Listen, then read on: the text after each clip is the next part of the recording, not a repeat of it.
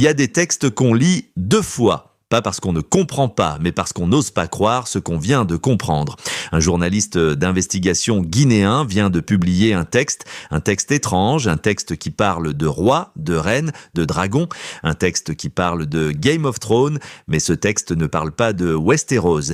Il parle de Conakry, il parle de Kaloum, et derrière cette métaphore se cache peut-être l'information la plus sensible de l'année. Ce soir, nous décryptons le trône de Kaloum. Le journaliste Abdoul Latif Diallo, connu pour son indépendance, écrit ce lundi une chose troublante. Il parle d'un roi, un roi assis sur un trône, un roi affaibli par la maladie, et il écrit, je cite ces mots déguisés en fiction, « Un jet privé transportant des médecins venus de contrées situées non loin des murs du royaume a atterri pour réévaluer l'état du roi et poursuivre son traitement. Ce n'est pas un épisode de série, c'est une métaphore pour parler sans le dire directement d'une situation bien réelle. Le journaliste n'accuse personne nommément, il ne donne aucune preuve matérielle, mais le message est clair pour qui sait lire entre les lignes.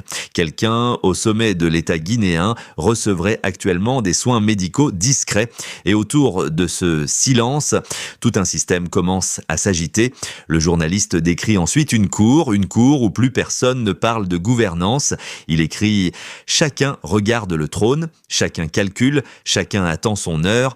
Les sourires cachent des poignards, les alliances se nouent dans l'ombre et se brisent avant le lever du soleil. Il évoque plusieurs camps, ceux qui défendent le pouvoir en place coûte que coûte, ceux qui ont été écartés et qui rêvent de revanche, ceux qui, dans l'armée, observent en silence et ceux qui, à l'extérieur du pays, attendent leur moment.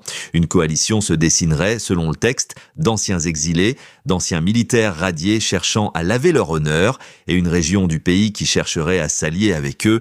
Face à cette coalition, ceux qui occupent actuellement le pouvoir, déterminés à le conserver, même après le roi, nous le répétons. Ce sont des mots enveloppés dans une métaphore, pas des accusations nommées, pas des preuves journalistiques classiques, mais venant d'un journaliste réputé pour son sérieux. Ce texte ne peut pas être ignoré. Posons-nous la vraie question. Pourquoi un journaliste d'investigation choisit-il Game of Thrones pour parler de la Guinée ? La réponse est simple et elle en dit long sur l'état actuel de la liberté de la presse dans le pays. Quand dire les choses directement expose à des poursuites, quand nommer des personnes expose à la prison. Les journalistes guinéens trouvent d'autres chemins.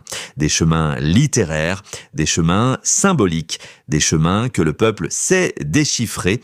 Ce texte n'est pas un simple jeu d'écriture, c'est un message envoyé entre les lignes. Un message que chaque Guinéen est invité à décoder lui-même. Le roi est toujours assis sur son trône, écrit le journaliste, mais dans les couloirs du palais, plus personne ne parle de gouvernance. Cette phrase, à elle seule, mérite réflexion. Si elle est vraie, le pays traverse une zone d'incertitude majeure. Si elle est exagérée, elle révèle malgré tout une chose essentielle. La défiance grandit, les rumeurs circulent, et le silence officiel ne suffit plus à rassurer le peuple. Le trône de Kaloum n'aime jamais rester vide, et ceux qui le convoitent sont parfois plus dangereux que ceux qui l'occupent. Cette phrase du journaliste résume tout. Nous ne confirmons pas ce texte. Nous ne le réfutons pas non plus. Nous le portons à votre connaissance, parce que le peuple guinéen a le droit de lire, de réfléchir et de juger par lui-même. Partagez cette vidéo pour que chacun se fasse sa propre opinion sur le trône de Kaloum. La vérité appartient au peuple guinéen. Exigez-la.